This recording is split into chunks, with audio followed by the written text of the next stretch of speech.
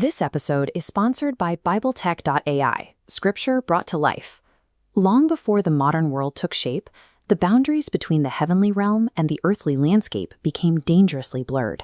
This intersection of realms is documented in Genesis chapter 6, a text that treats these occurrences as the literal turning point of the ancient world. This specific chapter serves as the necessary catalyst for the total, divine reset of human civilization. Genesis 6 records that as humanity began to multiply, a group identified as the sons of God saw that the daughters of men were attractive and took them as wives. The text creates a specific mystery. It provides the actions of these sons of God without explicitly defining their identity.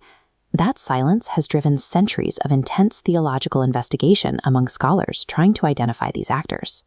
This brief passage requires every reader to decide between two distinct ways of viewing early human history and the nature of spiritual warfare.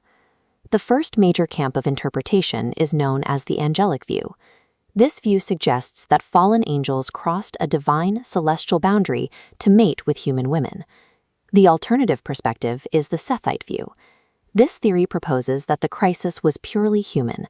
The godly lineage of Seth intermarried with the rebellious and corrupted line of Cain. These two frameworks suggest a world where either celestial beings can physically rewrite human biology, or where even the most faithful human lineage is capable of total compromise. Regardless of the source, the result was a complete global contamination of the human race.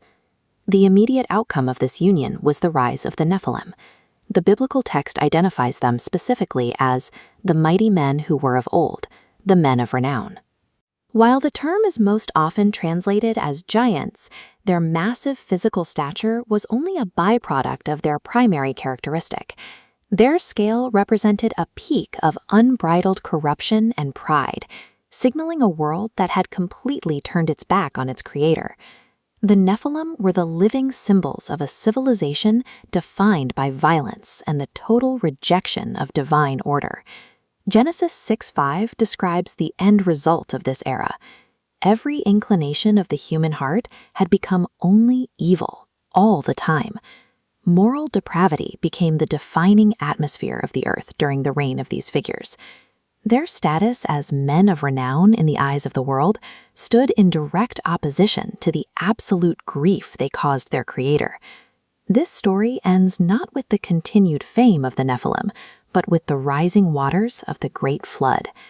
Curious, what did this culture actually look like before the waters fell? And why does the name Nephilim appear again in the Bible centuries after the flood was supposed to have ended their line? We will explore those historical anomalies in our next episode. BibleTech.ai, scripture brought to life.